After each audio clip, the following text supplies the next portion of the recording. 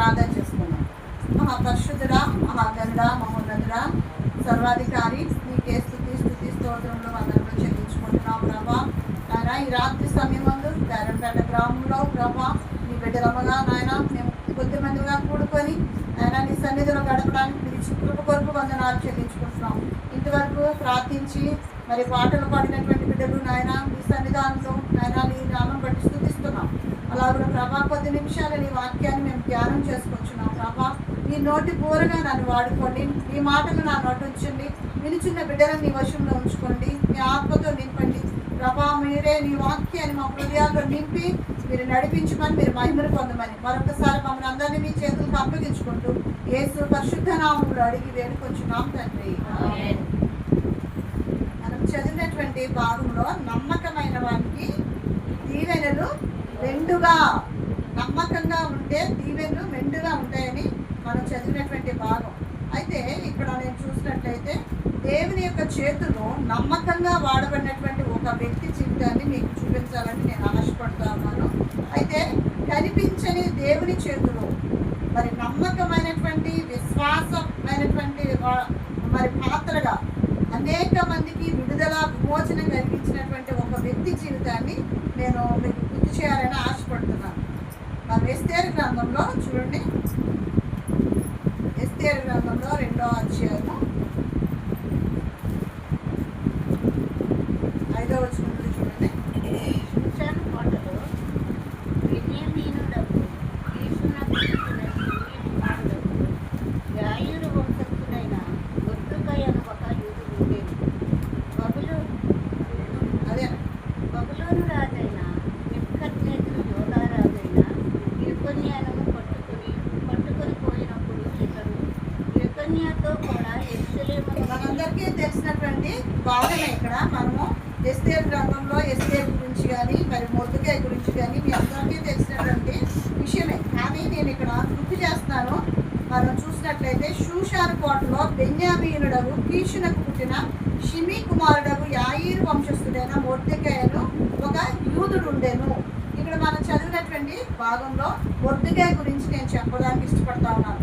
ఈ యొక్క మొర్దెకై యొక్క పేరును మనం చూసినట్లయితే ఈ మొర్దెకై అనే పేరు ఎట్లా వచ్చిందంటే మరి దేవుని యొక్క బిడ్డలు యెరూషలేము నుండి మరి వారందరూ కూడా బబులోనికి వెళ్ళిపోయారు కదా. బబులోనికి వెళ్ళారు. అక్కడ బబులోని యొక్క దేవత యొక్క పేరు మర్దుక్ అనే ఒక పేరు, ఒక దేవత పేరు. ఆ పేరుని ఈ యొక్క మొర్దెకైకి పెట్టడం జరిగింది. అంటే ఈ యొక్క మొర్దెకై ఎవరు? ఇక్కడ బెన్యామీను అనేటువంటి గోత్రానికి చెందినటువంటి వాడు, యూదుడు. తర్వాత మనం చూసినట్లయితే ఈ యొక్క మొర్దెకై యొక్క తాత మనం చూస్తే కీషునకు పుట్టిన షిమీ కుమారుడకు యాయీరు వంశస్థుడైన మొర్దెకైను ఒక యూదుడు ఉండేను. యూదుడు ఇతని యొక్క తాత ఎవరంటే కీషు. కీషు ఎవరు? కీషు మనకు తెలుసు, రాజు, మొట్టమొదటి రాజు. కీషుకు పుట్టినటువంటి సౌలు రాజు తండ్రి ఎవరు? సౌలు రాజు తండ్రి ఎవరండి? కీషుయే కదా. అయితే ఇక్కడ మొర్దెకై యొక్క తాత కీషు అన్నమాట. అయితే ఈ యొక్క మొర్దెకై తాత కీషు చెందినటువంటి వాడు కనుక ఇతడు యూదుడుగా మనకు కనపడతా ఉన్నాడు. అయితే ఇక్కడ మనం చూసినట్లయితే మరి ఎస్తేరు యొక్క పినతండ్రి, అంటే పినతండ్రి కూతురుని ఈ మొర్దెకై దత్తపుత్రికగా అంటే పెంచుకున్నాడు. తన పుత్రికగా దత్తత తీసుకున్నట్లుగా మనకు కనపడతా ఉంది. ఎస్తేరుని దత్తత తీసుకున్నాడు ఎవరు? మొర్దెకై, తన పినతండ్రి కూతురు ఎస్తేరు. ఓకే, అర్థమైందండి? ఇక్కడ మీకు అర్థమైంది ఇక్కడ వరకు. అయితే నేను చెప్పేది ఏంటంటే మనకి ఇక్కడికి వచ్చేసిన తర్వాత ఈ యొక్క మొర్దెకై మరి యూదుడు, తర్వాత బెన్యామీను వంశానికి చెందినటువంటి వాడు, తర్వాత ఇతను ఉన్నటువంటి ఇతని పేరు కూడా ఒక దేవత పేరు. అయితే అట్లాంటి పరిస్థితుల్లో ఉన్న వ్యక్తి మరి చూసినట్లయితే యూదులకు మరి బబులోను నుండి వచ్చిన తర్వాత యూదులకు వీళ్ళ దగ్గర స్థానం, ఒక రాజుగారి దగ్గర ఒక కోటలో స్థానం, ఒక ఉద్యోగం ఇవ్వటం అనేది చాలా గొప్పతనం. ఎందుకంటే మరి అప్పటి వరకు ఉన్నటువంటి వాళ్ళంతా కూడా అన్యులే. అట్లాంటి పరిస్థితుల్లో ఈ మొర్దెకై దేవుని యందు భయభక్తులు కలిగినటువంటి వ్యక్తిగా తనకి ఒక చిన్న ఉద్యోగం ఆ యొక్క షూషాను కోటలో తనకు దొరికింది. ఆ ఉద్యోగం ఏమిటి అంటే మనం చూసినట్లయితే రెండో అధ్యాయం చూడండి, ఇక్కడ మనకు కనపడుతుంది 20 నుండి.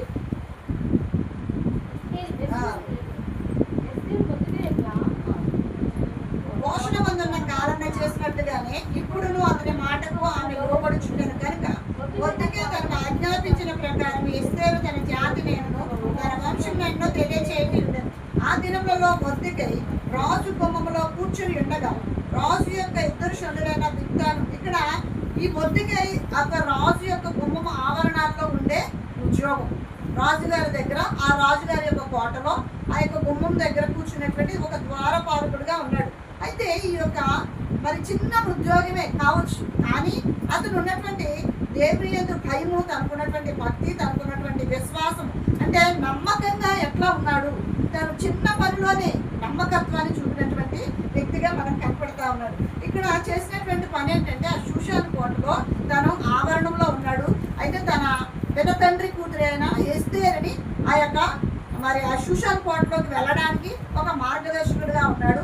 ఇదంతా కూడా జరిగింది దేవుని యొక్క ప్రణాళిక చొప్పునే, దేవుని యొక్క ఇష్టము చొప్పునే. ఎందుకంటే దేవుని యొక్క చిత్తము అక్కడ నెరవేర్చబడాలి. ఒకవేళ వష్టి రాణిగా ఉంది కదా, ముందు వష్టిగా రాణి అయితే ఆమె ఏం చేసింది, ఆ రాజుగారికి మరి తను లోబడకపోవడం ద్వారా ఆ యొక్క కోటలో నుండి బయటకు వెళ్ళడం జరిగింది. కానీ ఆమె ఉండుంటే ఆ కోటలో మరి దేవుని యొక్క పిల్లలకి స్థానం లేదు. దేవుని బిడ్డలో మరి ఈమె పతనం చేయడానికి, దేవుని బిడ్డలు నాశనం చేయడానికి ఈమె కూడా ఒక కారకురాలుగా ఉండేదేమో. కానీ ఇక్కడ మొర్దెకైకి ఆ యొక్క షూషాను కోటలో ఆవరణంలో ఒక స్థానం దొరికిందంటే అది దేవుని యొక్క ప్రణాళిక. ఆ తర్వాత ఎస్తేరు కూడా కోటలో ఒక రాణిగా ఉందంటే అది దేవుని యొక్క చిత్తం, దేవుని యొక్క ప్రణాళిక ప్రకారమే అదంతా కూడా జరుగుతూ ఉంది. ఆ చిత్తం నెరవేరాలంటే వీళ్ళు కూడా దేవునికి ఇష్టమైనటువంటిగా మార్గంలో వీళ్ళు కూడా నడుచుకోవాలి. అంటే వీళ్ళు నడిచిన ఈ నమ్మకత్వం, మొర్దెకైలో ఉన్నటువంటి దేవుని యొక్క భయం. ఆమె మరి ఆ షూషాను కోటలో మొర్దెకైని ఎస్తేరుని పెట్టినప్పుడు అంటాడు కదా, నీవు యూదురాలుగా చెప్పొద్దు అని చెప్తాడు. అంటే తను ఉన్నటువంటి పరిస్థితులను బట్టి సమయానుకూలంగా వివేకంతో తను మాట్లాడాడు. అక్కడ మనం చూసినట్లయితే మొర్దెకై ఆవరణాల్లో తిరుగుతూ ఉంటాడు. ఆమెను అంటాడు కదా, నువ్వు యూదురాలుగా నువ్వు చెప్పొద్దు అని చెప్పి తనకు చెప్తాడు అనమాట. తర్వాత అక్కడ జరిగినటువంటి విషయం ఏంటంటే ఈ మొర్దెకై 21 నుండి చూడండి. ఆ దినములలో మొర్దెకై రాజు గుమ్మములో కూర్చొని ఉండగా రాజు యొక్క ఇద్దరు షండులైన బిగ్తాను, తెరేషు అను ద్వారపాలకులు కోపగ్రస్తులై రాజైన అహష్వేరోషును చంపుటకు ఆలోచించుకొని ఉండిరి. ఇద్దరు రాజుగారి దగ్గర ఉన్నారు. వీరిద్దరు రాజు యొక్క ద్వారపాలకులుగా ఇద్దరు ఉన్నారు, బిగ్తాను, తెరేషు అనేవారు. వీళ్ళిద్దరు రాజుగారి దగ్గర ఉన్నటువంటి వ్యక్తులే. రాజుగారికి నమ్మకంగా ఉండాలి. అట్లాంటి పరిస్థితుల్లో రాజుగారి గుమ్మం దగ్గర ద్వారపాలకులుగా ఉన్నటువంటి వ్యక్తులు వారిలో నమ్మకత్వం లేదు. రాజు మీదంట కోపం వచ్చి రాజుగారి మీద కోపగించి వాడు రాజునే హతనం చేయాలని, రాజుగారినే చంపేయాలని ఆలోచన చేశారు. అయితే మరి వాళ్ళతో పాటు ఉన్నాడు ఎవరు, మొర్దెకై ఉన్నాడు. కానీ వాళ్ళతో పాటు ఉన్నాడు, కానీ వాళ్ళ ఆలోచనకి తను అనుకూలంగా లేడు. దేవుని యొక్క భయాన్ని కలిగినటువంటి వ్యక్తిగా ఉన్నాడు. ఇతను దేవుని బిడ్డగా ఉన్నాడు మొర్దెకై. కనుక తను ఏం చేశాడు, వాళ్ళ ఆలోచనకి తాను ఏమాత్రం సమ్మతించగా, ఎప్పుడైతే తన చెవులో రాజుగారిని చంపాలనే ఆలోచన వీళ్ళకి కలిగిందో ఆ వార్తను తీసుకెళ్ళి రాజుగారు అయినటువంటి కోటలో ఉన్నటువంటి మరి ఎస్తేరుకి తెలియచేసినట్టుగా చూస్తాం. ఇక్కడ చూడండి, ఇక్కడ 22వ వచనం. ఈ సంగతి మొర్దెకైకి తెలియబడినందున అతడు దాన్ని రాణి అయిన ఎస్తేరుతో చెప్పాను.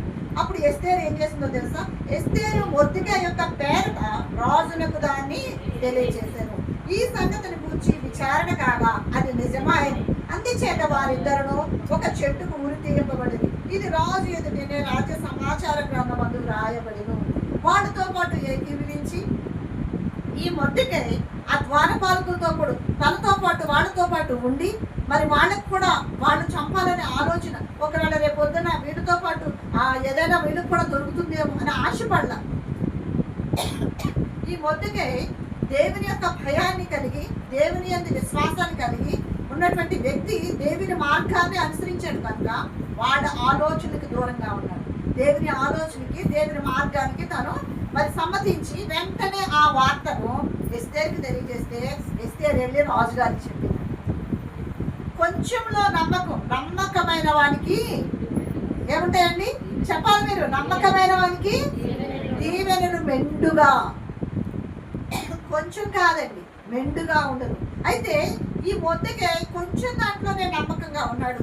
నమ్మకమైన ఏ ఫెయిత్ఫుల్ వెసల్ అంటే ఒక పాత్రగా, నమ్మకమైనటువంటి పాత్రగా అతను దేవుని చేతిలో అంటే కనబడని దేవుని చేతిలో వాడబడే పాత్రగా ఉన్నాడు. A faithful vessel in the hands of the invisible God అంటే కనబడినటువంటి దేవునికి నమ్మకమైనటువంటి వ్యక్తిగా, విశ్వాస పాత్రుడిగా తను ఉన్నట్లుగా మొర్దెకై మనకు కనపడుతుంది. దేవుని యొక్క చిన్న దాంట్లోని నమ్మకత్వాన్ని మనం చూస్తున్నాం అనమాట మొర్దెకైలో. దేవుని బిడ్డలకు నమ్మకత్వాన్ని మన ఉద్యోగాల్లో, మన పనుల్లో, మనం వెళ్తున్నటువంటి అక్కడ ఉన్నటువంటి ఏదైనా ఒక పని, ఏదైనా ఒక మనం చేస్తున్నటువంటి దాంట్లో దేనిలోనైనా మనము ఏం కలిగి ఉండాలి? నమ్మకత్వాన్ని కలిగి ఉండాలి. మనం చేస్తున్న ఏ పనైనా కావచ్చు, ఏ పనిలోనైనా మనం దేవుని బిడ్డలముగా, దేవుని భయాన్ని కలిగిన వారంగా, దేవుని ఆలోచన కలిగిన వారంగా, దేవుని మార్గాన్ని కలిగిన వారంగా, మరి నమ్మకమైనటువంటి పాత్రలుగా వాడబడాలి దేవుని బిడ్డలు. మీరు ప్రత్యేకమైనటువంటి బిడ్డలుగా, మరి దేవుని పిల్లలుగా అక్కడ మొర్దెకై కనపడతా ఉన్నాడు. వాళ్ళతో ఏకీభవించట్లా ఒక ప్రత్యేకత కనపడతా ఉంది మొర్దెకై జీవితంలో కదా. నిజమే, దేవుని బిడ్డలు మనము పక్కన ఉన్న వారిని కూడా మనం నమ్మలేని స్థితిలో ఉన్నాం. అట్లాంటి పరిస్థితుల్లో కూడా దేవుని బిడ్డలు ఎక్కడ ఉన్నప్పటికీ, దేవుని బిడ్డలు ఏ స్థితిలో ఉన్నప్పటికీ, మనం ఏ పరిస్థితుల్లో ఉన్నప్పటికీ నమ్మకమైనటువంటి వ్యక్తులుగా మనం ఉండాలి. అయితే ఆ సంగతి, ఆ రోజు జరిగినటువంటి సంగతి, ఇది చిన్న సంఘటనే కానీ ఆ రోజు జరిగినటువంటి సంఘటన ఏంటంటే రాజు ఎదుట సమాచార గ్రంథమందు వ్రాయబడెను. ఆ రోజు రాజుగారిని మరణం నుండి తప్పించింది ఎవరు అంటే మొర్దెకై. ఈ మొర్దెకై గురించి రాజుగారి యొక్క చరిత్రలో అక్కడ రాయబడి ఉంది. అయితే రాజుగారు చరిత్రలో రాయబడింది. ఆ రోజు రాజుగారిని తప్పించాడు మొర్దెకై. మొర్దెకైకి ఏ విధమైనటువంటి అవార్డ్స్ కానీ, రివార్డ్స్ కానీ, ఏ విధమైనటువంటి బహుమతులు ఇట్లాంటి ఏది కూడా ఇవ్వలేదండి. అలా అని అరే నేను ఇంత పని చేశాను, ఇంత మంచి పని చేశాను, నాకు దక్కలేదని తనలో ఏ విధమైన నిరాశ, నిస్పృహలు ఏమీ కూడా లేవు. తను చేసింది ఒక మంచి పని చేశాడు, ఒక మేలుకరమైనటువంటి పని చేశాడు దేవుడు. అయితే మనుషులు మర్చిపోయారు. అక్కడ రాజుగారి గ్రంథంలో రాశారు అసలైతే ఏదో ఒక అతనికి గిఫ్ట్ ఇవ్వాలి మామూలుగా అయితే, కానీ అది ఇవ్వాల, అది జరగల. కానీ మర్చిపోయారు, అందరూ మర్చిపోయారు. తిన కూడా ఏమి పట్టించుకోలేదు, ఇవ్వలేదన్న మనసు కూడా తనకి ఏ విధమైనటువంటి, తనలో మనసులో ఏ విధమైన ఇది కూడా లేదు. గల్తీలకు రాసిన పత్రికలో 6వ అధ్యాయం 9వ వచనం చూసినట్లయితే మనము మేలు చేయుడి యందు విసుకక ఉండుము, అలయక మేలు చేయము, తగిన కాలమందు పట్టకూడదు.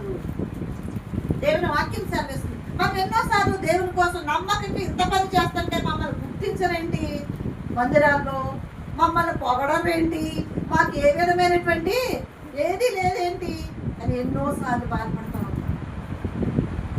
కానీ దేవుని వాక్యం ఏం సెలవిస్తుందంటే మేలు చేయడి యందు విసుకవద్దు. అది ఎంత నేను చేయాలి, నేను ఎంతకాలం దేవుని సన్నిధానంలో ఎంత పరిచర్య చేస్తుంటే నన్ను గుర్తించట్లేదే, అట్లా ఫీల్ అవుతా ఉంటాం మనుషులు.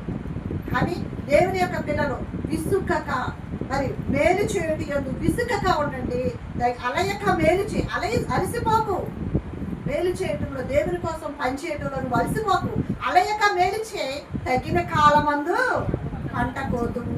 తగిన కాలంలో నువ్వు పంట కోస్తావు, అలయకుండా మేలు చేయి. మరి నమ్మకమైనటువంటి మొర్దెకై జీవితంలో, విశ్వాస పాత్రగా వాడబడుతున్నటువంటి మొర్దెకై జీవితంలో నమ్మకంగా ఉన్నాడు. అటువంటి నమ్మకత్వం మనలో ఉండాలి దేవుని బిడ్డలో. ఎలాంటి పరిస్థితుల్లో ఉన్నా మన ప్రక్కన ఉన్న వాళ్ళు మరి వ్యర్థమైనటువంటి ఆలోచనలు చేస్తూ ఉన్నారు, మన ప్రక్కన ఉన్న వారు దేవునికి వ్యతిరేకమైనటువంటి వ్యక్తులుగా జీవిస్తూ ఉన్నారు. వాళ్ళ ప్రవర్తనలో, వాళ్ళ వేషధారణ, వాళ్ళ వస్త్రధారణ, వారి మాటలు, వాళ్ళ క్రియలు అన్నీ వ్యతిరేకమైనవి. ఎందుకంటే మొర్దెకై దేవుని కుమారుడు, భయము కలిగినటువంటి వ్యక్తి. వాళ్ళు మాత్రం దేవునికి వ్యతిరేకమైనటువంటి వ్యక్తులు, వ్యతిరేకమైన ఆలోచనలు, వ్యతిరేకమైన మార్గాలు కలిగినటువంటి వ్యక్తులు.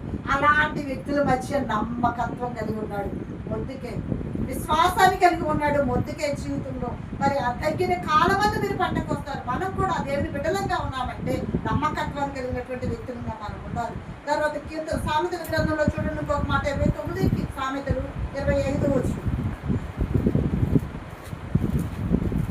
యెహోవా యందు నమ్మిక ఉంచిన వారంట సురక్షితంగా ఉంటారంట.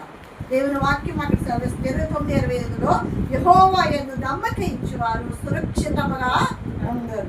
సురక్షితంగా ఉంటారు. ఆయన యందు నమ్మిక ఉంచినప్పుడు ఎట్లాంటి పరిస్థితుల్లోనైనా మనకు అననుకూల పరిస్థితులు మనుషులు ఉన్నప్పటికీ అలాంటి పరిస్థితుల్లో కూడా మొద్దుకై జీవితం అంటే సురక్షితంగా ఉండాలి. అది దేవుని వాగ్దానం నెరవేర్చబడుతుంది. మొద్దుకై జీవితంలో ఒక మంచి పని చేశాడు మొద్దుకై, వెంటనే ఒక మంచి పని చేసిన వెంటనే ఒక శ్రమ, ఒక సమస్య ఏర్పడింది మొద్దుకై జీవితంలో. మరలా మనం అయితే ఇతను కూడా మొద్దుకై జీవితంలో మనం చూసినట్లయితే 3వ వచనంలో చూడండి, 3వ అధ్యాయం ఎస్తేరు గ్రంథం 3వ అధ్యాయంలో మరి అంత నమ్మకత్వంగా ఉన్నాడు, అంత భయాన్ని కలిగి ఉన్నాడు, అంత దేవుని ఆలోచన కలిగినటువంటి మొద్దుకై జీవితంలో మరి నమ్మకంగా ఆ కోటలో ఉన్నటువంటి వ్యక్తికి ఒక సమస్య ఏర్పడింది. మనం కూడా మంచిగా పరిచయం చేస్తా ఉన్నాం అనుకోండి, ఖచ్చితంగా ఏదో ఒక సమస్య ఏర్పడుతుంది. పక్కనున్నామంటే మనల్ని ఏం చేస్తారు, అబ్బా ఎంత పని చేసేస్తుందో ఎలాంటిది అలాంటిది ఎన్నో పొడుస్తూ ఉంటారు, అనేక రకాలైనటువంటి మాటలు మాట్లాడుతూ ఉంటారు. వాటిని మనం చూస్తూ ఉంటాం. మన జీవితంలో మన అనుభవంలో మనం చూస్తూ ఉంటాం. 10 మంది ఉన్నామంటే ఎవరైనా ఒకరు చేస్తూ ఉంటే వాళ్ళని అనేక మంది అనేక రకాల మాటలు, వెంటనే ఒక శ్రమ ఒక సమస్య ఏర్పడతా ఉంది.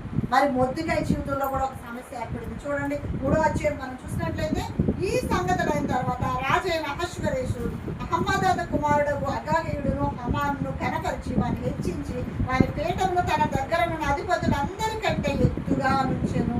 కాబట్టి రాజు గుమ్మములనున్న రాజసేవకులందరూ రాజాజ్ఞానుసారంగా మోకాళ్ళుని హామానుకు నమస్కరించింది. మొద్దుకై వంగకయు నమస్కారం చేయకు ఉండగా రాజు గుమ్మమునున్న రాజసేవకులు నీవు రాజాజ్ఞను ఎందుకు మీరు ఇచ్చినావని మొద్దుకైని అడిగింది. వెంటనే సమస్య, వెంటనే శ్రమ. ఒక మంచి వ్యక్తిగా ఉన్నాడు, మంచి వ్యక్తికి వెంటనే సమస్యలు ఏర్పడతాయి. ఒక మంచి చూడండి, మంచిగా ఉన్న ఒక ఫలం ఉంది, ఆ మంచి ఫలం కనపడతా ఉంది అందరికి. చక్కగా చెట్టు రోడ్డు మీదకి ప్రతి ఒక్కడో రాయేస్తా ఉంది, అవునా? ఒక మంచి ఫ్లవర్ కనపడతా ఉంది, రోడ్డు మీదకి చక్కగా అందుబాటులో ఉంది, ప్రతి ఒక్కడో దాన్ని కోసుకోవడానికి ప్రయత్నం చేస్తారు, దాని మీద రాళ్ళు విసురుతూ ఉంటారు. సేమ్ మొద్దుకై జీవితంలో ఏర్పడిన పరిస్థితి కూడా ఒక మంచి నమ్మకత్వం తనలో ఉంటే ఆ యొక్క జీవితంలో మరి తను ఇంకొక సమస్యను ఎదుర్కోవాల్సి వచ్చింది.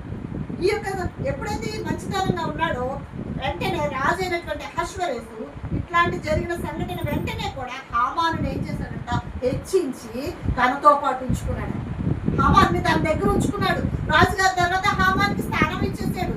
ఇచ్చి రాజుగారు ఏం చెప్పారంటే, ఇదిగో మీరందరూ కూడా హామానికి నమస్కరించాలి, మీరందరూ కూడా నమస్కారం చేయాలి. మోకాళ్ళుని హామానికి నమస్కరించింది, మోకాళ్ళుని హామానికి నమస్కారం చేశారు. కానీ మొద్దుకై ఎవరు? దేవుని యందు భయభక్తులు గలవాడు, దేవుని యందు భయభక్తులు కలిగి దేవుని ఆలోచన కలిగి దేవుని మార్గాన్ని అనుసరించే వ్యక్తి. అట్లాంటి వ్యక్తి ఇప్పుడు ఎదుర్కొన్న సమస్య ఏంటంటే మోకాళ్ళుని నమస్కారం చేయాలి. ఒక వ్యక్తి జీవితానికి నమస్కరించడం అంటే దేవుడు ఒప్పుకుంటాడా? నిర్గమకాండం 20వ అధ్యాయంలో మనం చూస్తే 3వ అధ్యాయం 3వ వచనం 3వ వచనం నుండి చూసినట్లయితే నిర్గమకాండం 20వ అధ్యాయము 3 నుండి 5 వచనాలు మనం చూసినట్లయితే దేవుడి వాక్యం ఏం సెలవిస్తుందంటే, నేను తప్ప వేరొక దేవుడు నీకు ఉండకూడదు. ఆయన ఆకాశం అందే కానీ క్రింద భూమి అందే కాదు, భూమి క్రింద ఉన్న నీడ అందే కానీ నుండి దేని రూపాన్ని కానీ విగ్రహాన్ని కానీ నువ్వు చేసుకోకూడదు, వాటికి సాగిలు పడకూడదు, వాటిని పూజించకూడదు. అది దేవుని ఆజ్ఞ. అసలు దేన్ని పూజ చేయకూడదు. ఆయన అంటున్నాడు, నేను తప్ప నీకు వేరొక దేవుడు నీకు ఉండకూడదు. ఒక మంచి సవాలు ఎదుర్కోవాల్సి వచ్చిన పరిస్థితి మొద్దుకై జీవితంలో. తన జీవితంలో ఒక మంచి నమ్మకత్వం కలిగినటువంటి వ్యక్తి జీవితంలో ఒక సవాలు ఎదుర్కొంటా ఉన్నాడు మొద్దుకై. ఏంటంటే ఇప్పుడు నమస్కారం చేయాలి, మోకాళ్ళు అని వాళ్ళందరూ చెప్తా ఉన్నారు. ఇదిగో నమస్కారం చేయి నువ్వు కూడా. వాళ్ళందరూ కూడా రాజు గుమ్మం దగ్గర ఉన్నటువంటి సేవకులు అందరూ కూడా రాజాజ్ఞ, ఇది రాజుగారే చెప్పారు కదా నమస్కారం చేయమని, రాజాజ్ఞ మేరుతున్నావు నువ్వు, రాజుగారికి నమస్కారం చేయి, నువ్వు కూడా చేయి అని అందరూ తన చుట్టూ ఉన్నవాడు కూడా చెప్తా ఉన్నారు. కానీ మొద్దుకైని అడిగారంట, అప్పుడు ఎందుకు మీరుచున్నావని మొద్దుకైని అడిగారు. అప్పుడు చెప్తున్నటువంటి మాట చూడండి, ఈ ప్రకారము వారు ప్రతి దినము అతనితో చెప్పుచూ వచ్చినను అతడు వారి మాట చెవిని పెట్టలేదు. అతడు ఆ మాట చెవిని పెట్టట్లేదు. ఎందుకంటే అతడు తనకు తెలిసినటువంటి దేవుడు వేరు, తను నమ్మినటువంటి దేవుడు వేరు, తను నమ్మినటువంటి వ్యక్తి దేవుడు చెప్పిన ఆజ్ఞ వేరు. దేవుని ఆజ్ఞను మేరటానికి తాను ఇష్టపడట్లా. రాజు ఆజ్ఞ ఇచ్చాడు, అయినా రాజు ఆజ్ఞ అయినప్పటికీ దేవుని మాటను తను తృణీకరించలేదు. నేను ఇది ఆవిడ ప్రతి దినమో చెప్తున్నారు చెవులో, ఇదిగో ఎందుకు వచ్చింది చెప్పను, ఆయన కొంచెం నమస్కారం ఇలా పెట్టేసి ఉందో చాలు అని చెప్తా ఉన్నాను. కానీ ప్రతి దినము చెప్పినప్పటికీ నేను మొద్దుకే ఆ మాటలు వినలేదంట. అసలు తను చెవిని కూడా పెట్టలేదంట. ఎందుకో తెలుసా? దేవుని మాటకు తను రాజీ పడే జీవితం కాదు. దేవునికి స్తోత్రం. దేవుని బిడ్డలు రాజీ పడరు. ఎట్లాంటి పరిస్థితుల్లో అంటే సవాలుగా ఉన్నటువంటి పరిస్థితుల్లో, శ్రమలు ఉన్నటువంటి పరిస్థితుల్లో, ఎదుర్కొంటున్నటువంటి సమస్య తెలుస్తానికి రాజుగారి ఆజ్ఞను తెలుసు. కానీ తను ఆ సమస్యలో కూడా మరి దేవుని యొక్క ఆజ్ఞకే లోబడ్డాడు. కానీ మరి రాజు ఆజ్ఞను మరి తను అంగీకరించాల. దేవుడు చెప్పిన మాటకే తను విలువిచ్చాడు. మనుషులు రాజుగా ఉన్నప్పటికీ దేవునికి మేము లోబడాలి, మనుషులకు కాదు. దేవుని ఆజ్ఞ దేవునికి తప్ప వేరొకరికి మేము పూజించకూడదు అని చెప్పినటువంటి రాజీ పడినటువంటి జీవితం మరి దేవుని యొక్క పిల్లలు ఖచ్చితంగా మరి మనము కూడా ఈ లోకంలో మనం ఉన్నప్పుడు రాజీ పడకూడదు. మొద్దుకై తన జీవితంలో తను రాజీ పడలే. రాజుగారి దగ్గరికి వెళ్ళిపోయింది ఆ విషయం. చూడండి, మొద్దుకై వంగకై నమస్కారం. 5వ వచనం. హామాను చూచినప్పుడు బహుగా కోపగించి మొద్దుకే ప్రాణము మాత్రం తీట స్వల్పకార్యమనించి మొద్దుకై యొక్క జనుడు అమరైంది తెలుసుకొని అహశ్వరేషు యొక్క రాజ్య బంధుత్వం నుండి మొద్దుకై స్వజనులకు యూదులందరినీ సంహరించుటకు ఆలోచించెను. చూడండి, మొద్దుకై మరి తన జీవితం తన ప్రాణము కూడా వాళ్ళు తీయడానికి సిద్ధపడ్డారు. అట్లాంటి పరిస్థితి అయినప్పటికీ తను వంగక హామాను చూచి 5వ వచనంలో మనం చూస్తే మొద్దుకై వంగకై నమస్కరించి ఉండట హామాను చూసి బహుగా పాపపడ్డాడు. హామాను రాజు తర్వాత ఉన్నటువంటి కింద తను హామాను రాజుగారు తర్వాత ఉన్నటువంటి వ్యక్తి. అట్లాంటి వ్యక్తి బహుగా కోపపడ్డాడు. తన గురించి యూదులందరి అతడు ఎవరు ఇతను అని ఆరా తీసుకొని వాళ్ళందరినీ చంపడానికి మొద్దుకైని చంపడానికి ప్రయత్నాలు కూడా జరుగుతూ ఉన్నాయి. కానీ తన మనసును తన హృదయాన్ని కల్మషం చేసుకోవడానికి ఇష్టపడాల. ఒకళ్ళము ఎలాంటి పరిస్థితుల్లోనైనా రాజీ పడకూడదు. మనం చేసే క్రియలు, మనం చేసే పనులు, మనం చేసే వస్త్రధారణ విషయంలో, మనం చేసే పనుల్లో, మన యొక్క లోకంలో అందరికీ దేవుని పిల్లలకి దేవునికి ఎరగనటువంటి బిడ్డలు, ఒక ప్రత్యేకమైన బిడ్డలు. మనం ఒక ప్రత్యేకమైన స్థితిలో మన ప్రవర్తన, మన క్రియలు, మన పనులు సమస్తమును కూడా ప్రత్యేకమైనటువంటి వ్యక్తులుగా మనం ఉండాలి. అక్కడ చూస్తే మరి ఇక్కడ తన మనస్సాక్షికి కల్మషం లేకుండాన్నట్లు మనం చూస్తే తను దేవుని యొక్క ఎందుకు విశ్వాసం ఉంచి మరి దేవునిలో కదలక. మన కీర్తన గ్రంథంలో ఒక మాట ఉంది, 125వ కీర్తన మొదటి వచనం చూసినట్లయితే యెహోవాను ఆశ్రయించేవారు కదలక నిలుచు నిత్యము నిలుచు సియోను కొండవలే ఉంటారు. నిజంగానే ఈ మొద్దుకై మరి రాజు ఆజ్ఞించాడు, అక్కడ కోపగించాడు. తన జీవితమే కాదు, తన ప్రాణం తీయాలి లేదా తన జాతి వారందరి ప్రాణం తీయడానికి సిద్ధపడినటువంటి పరిస్థితుల్లో కూడా దాని మొద్దుకై భయపడలే, రాజీ పడలే. అరే నా వల్ల నా యూదులందరినీ, నా జాతి వారందరినీ చంపేస్తారు అనే భయం కూడా లేదు. ఎందుకు లేదంటే తను ఆశ్రయించింది, తను విశ్వసించింది ఎవరినంటే దేవుణ్ణి విశ్వసించాడు, బలమైనటువంటి దేవుణ్ణి ఆశ్రయించాడు. అందుకే యెహోవాను ఆశ్రయించిన వారు కదలక నిలుచు సియోను కొండవలే ఉంటారు. ఎలాంటి పరిస్థితుల్లోనైనా సరే కదలక నిలుచు సియోను కొండల వలె ఉంటారు. తన మనసాక్షి హెబ్రీయులకు రాసిన పత్రిక 10:22వ వచనంలో అంటాడు, మనసాక్షికి కల్మషం లేకుండాన్నట్లు మరి దేవుని సన్నిధానంలో విశ్వాసం విషయంలో సంపూర్ణమైనటువంటి నిశ్చయత కలిగినటువంటి యథార్థ హృదయం కలిగి దేవుని సన్నిధానానికి చేరుతామంటాడు. హెబ్రీయులకు రాసిన పత్రిక 10:22వ వచనంలో నిజమే, దేవుని సన్నిధానానికి సంపూర్ణమైనటువంటి మన హృదయాల్లో కల్మషం లేకుండా దేవుని యొక్క సన్నిధానానికి సంపూర్ణమైనటువంటి యథార్థ హృదయంతో దేవుని సన్నిధానానికి మనం చేరుతామంటాడు. దేవుడు వాగ్దానం చేసినటువంటి దేవుడు నమ్మదగిన వాడు కనుక విశ్వాసంతో దేవుని సన్నిధానికి చేరుదామంటాడు. అయితే మొద్దుకై ఉన్నటువంటి లక్షణం చూస్తే, తన వ్యక్తిత్వాన్ని చూస్తే నమ్మకమైనటువంటి జీవితాన్ని కలిగి ఉన్నాడు, రాజీ పడనటువంటి జీవితాన్ని కలిగి ఉన్నాడు. మనము కూడా దేవుని బిడ్డలు ఈ లక్షణాలు మనం కలిగి ఉండాలి. మన చుట్టూ ఉన్న వాళ్ళు మనం ప్రేరేపించవచ్చు. అరే నమస్కరించు, నీకేమి, ఒకసారి అలా దండం పెడితే ఏం పోయింది అనొచ్చు. ప్రేరేపించరా?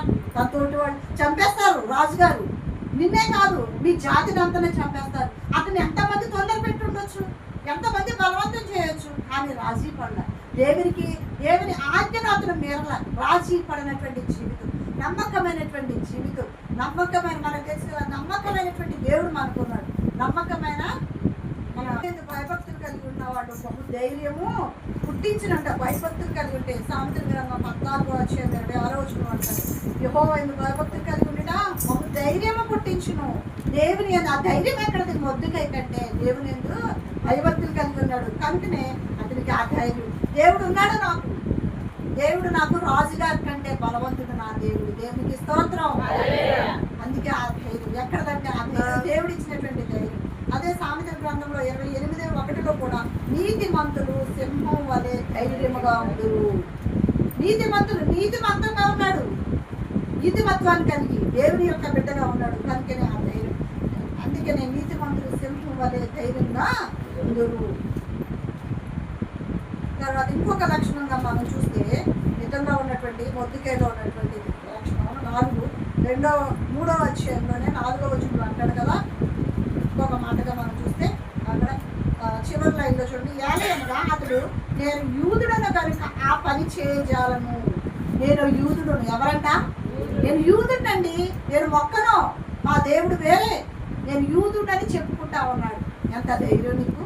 నీ ప్రాణం తీస్తానంటారు, నీ యొక్క జాతిని అంతటిని కూడా నశింప చేయాలని చూస్తూ ఉంటే నేను యూదుడని చెప్పుకుంటున్నాను. మనము క్రైస్తవులము, దేవుని నమ్మిన బిడ్డలము అని మనం చెప్పుకోవడానికి సిద్ధపడతా ఉన్నాం ఎన్నోసార్లు. మరి ఇక్కడ చూసినట్లయితే నేను యూదుడను, నేను ఆ పని చేయగలను. మనం చెప్పగలమండి,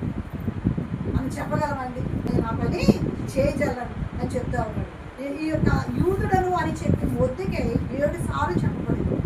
ఈ యొక్క ఎస్తేరు గ్రంథంలో మొద్దుకై గురించి నేను యూదుడను అన్న విషయాన్ని 7 సార్లు చెప్పబడింది. చెప్పమంటారా? ఒకసారి నాకు సమయం తక్కువగా ఉంది. 2వ అధ్యాయము 5వ వచనంలో ఉంది. చక్కగా నోట్ చేసుకోండి, చెప్తాను.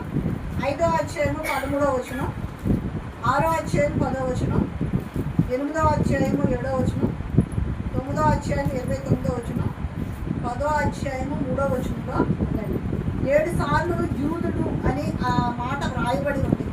ఈ యొక్క మొద్దుకాయ జీవితం గురించి, మొద్దుకాయ గురించి. తర్వాత మనం చూసినట్లయితే తనకు తానే దేవుడికి యూదుడును అని తను చెప్పుకుంటా ఉన్నాడు. అయితే ఇక్కడ చూసినట్లయితే యూదులకు శత్రువు అయినటువంటి హామాను జీవితం 3వ అధ్యాయంలోనే చూడండి 11వ వచనంలో ఏమన్నాడంటే,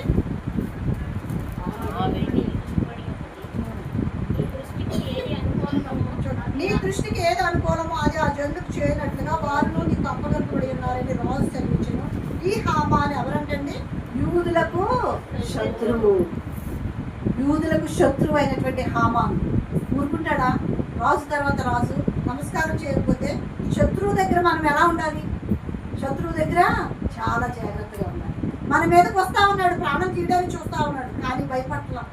మొద్దుకాయ జీవితంలో తను ఏమాత్రము భయం లేకుండా మరి తను చాలా ధైర్యంగా ఉన్నాడు. అయితే తను చేసినటువంటి పని ఏంటంటే అక్కడ శాసనం కూడా అయిపోయిందండి. కిందకు వచ్చినట్లయితే ఈ హామాను రాజుగారి దగ్గరికి వెళ్ళి మరి కిందకు మనం చదివినట్లయితే శాసనం కూడా 12వ వచనం 13వ వచనం చూసినట్లయితే తాకీదులు కూడా చూడండి. నేను అంటే మనకు సమయం లేదు, త్వరగా వెళ్ళిపోతున్నాను. 12వ వచనంలో చివరి లైన్ చూస్తున్నాను చూడండి. రాజైన అహశ్వరేషుడి పేరట ఆ వ్రాతకాండం చేత తాకీదులు రాయింపబడి రాజు ఉంగరము చేత ముద్రింపబడి శాసనం కూడా రాయించేశాడు హామాను. ఎందుకో తెలుసా? తను వంగట్లేదు కనుక మొద్దుకై తన జాతిని అందరూ ఎవరో కనుక్కున్నాడు, తెలుసుకున్నాడు. వాళ్ళందరికీ కూడా 127 సంస్థానాలు వాళ్ళందరికీ చెప్తా ఉన్నాడు, తాకీదులు పంపించేస్తా ఉన్నాడు వీరిని చంపేయించడానికి.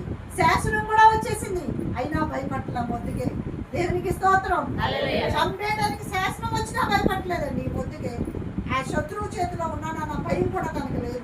అయితే తను ఏం చేస్తా ఉన్నాడంటే ఇట్లాంటి పరిస్థితుల్లో శాస్త్రం వచ్చేసి చంపేయడానికి సిద్ధపడతా ఉన్నారు.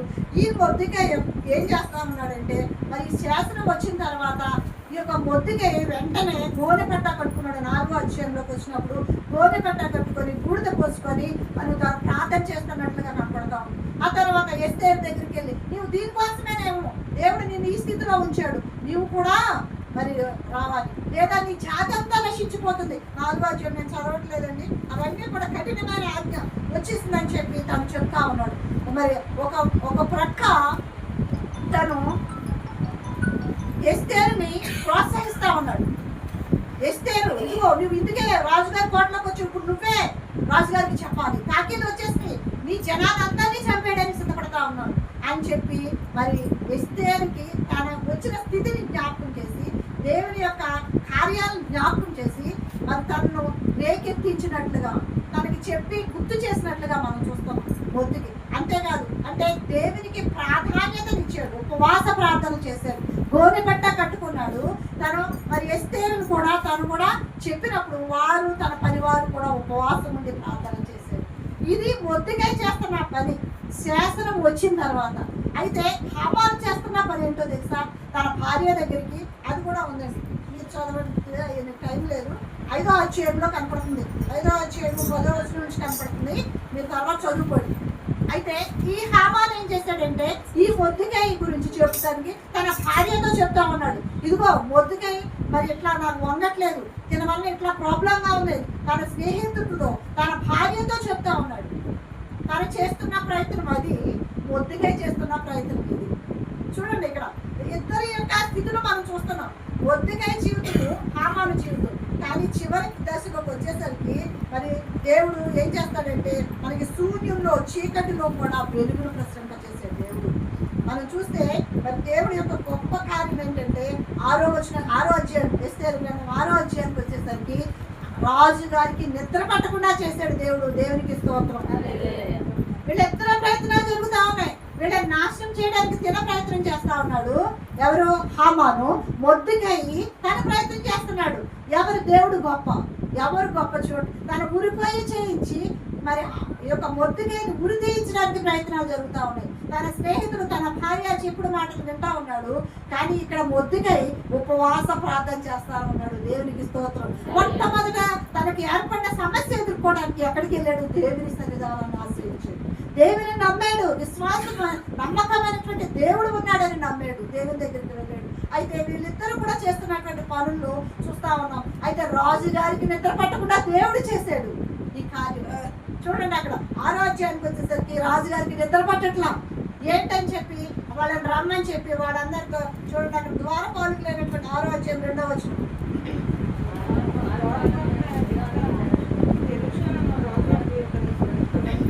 దానికి నిద్ర పట్టకపోతే రాజుగారు గ్రంథాన్ని తెమ్మని చదవమని చెప్పారు.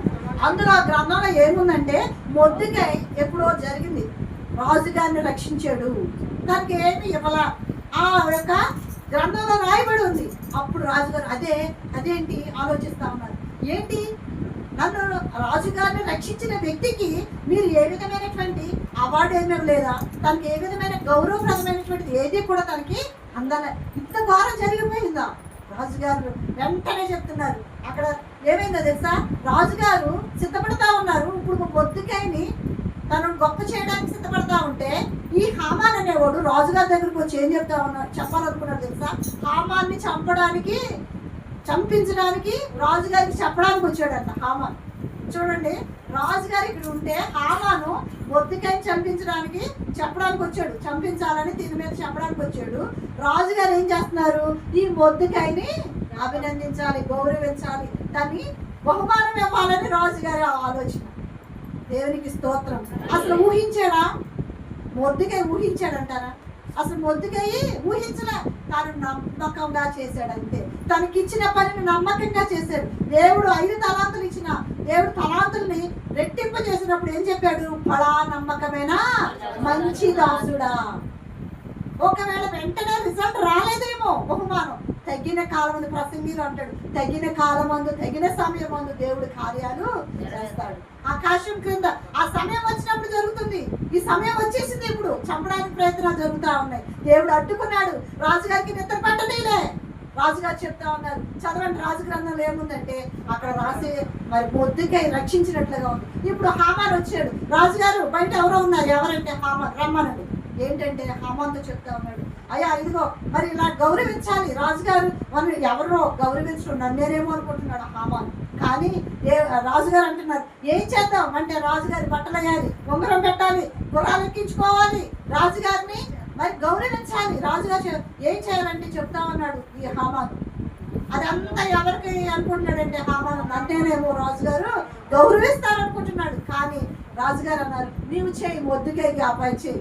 చూడండి, చంపాలని వచ్చిన వాడు ఇప్పుడు ఏం చేయాల్సి వచ్చింది, తను సన్మానం చేయాలి, రాజుగారికి గుర్రం ఎక్కించుకోవాలి, రాజుగారి వస్త్రాలు వేయాలి, ఆ వంగరం పెట్టాలి, చాటింపు వేయాలి. చూడండి ఎంత గొప్ప కార్యం, దేవునికి స్తోత్రం.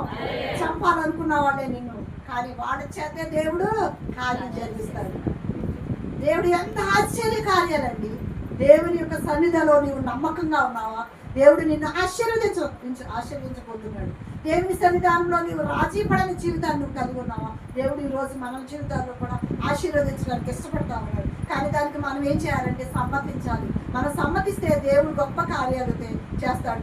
ఈ హామాను చేయించిన ఊరికొయ్యి మీదే మరి ఎవరిని ఉరి తీయాల్సి వచ్చింది, ఈ మొద్దుకై కోసం చేయించినటువంటి ఊరికొయ్య హామాను తన కుటుంబాన్ని మన మొత్తం అందరినీ కూడా మరి దేవుని యొక్క పిల్లలు ఎవరైతే దేవుని ప్రేమిస్తారో, మరి రోమీయులకు రాసిన పత్రిక 8:28 ఉంటుంది, దేవుని ప్రేమించే వారికి ఆయన సంకల్పం చేసుకున్న పిలువబడిన వారికి సమస్తమును ఏం జరుగుతాయంట, సమకూడి జరుగును. ఇప్పుడు ఎవరికి జరిగింది, మొద్దుకై జరిగింది.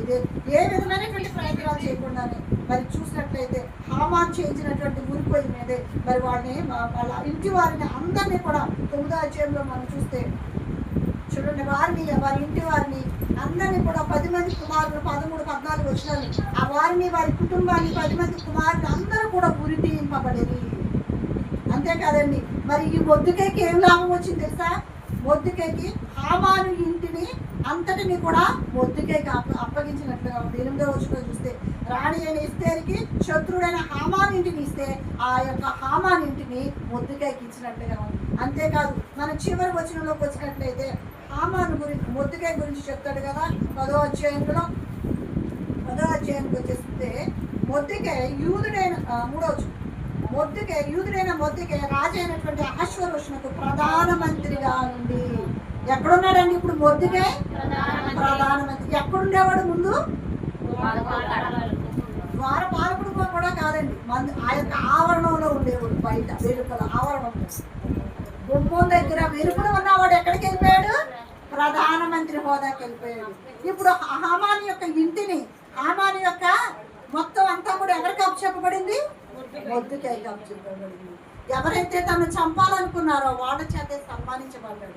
ఎప్పుడంటే దేవుని యొక్క బిడ్డగా రాజీ పడకుండా తనకు తానుగా చెప్పుకున్నాడు, నేను యూదుడను, నేను దేవుని బిడ్డగాను. నువ్వు ఈరోజు చెప్పగలిగితే నమ్మకమైనటువంటి బిడ్డగా, రాజీ పడినటువంటి వ్యక్తిగా, నీవుగా దేవుని బిడ్డగా నిన్ను నీవు కనపరుచుకొని నీ ప్రవర్తన ఎలాంటి పరిస్థితులు, శ్రమలలో కూడా విడిచిపెట్టకుండా, సమస్యలో కూడా దేవుడిని విడిచిపెట్టకుండా ఉంటే దేవుడు నిన్ను ఆశీర్వదించడానికి ఇష్టపడతా ఉన్నాడు.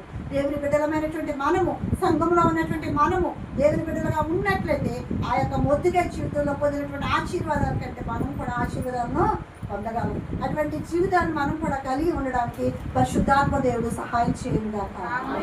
ప్రార్థన చేసుకున్నాము. ఒకసారి మోకరించి ప్రార్థన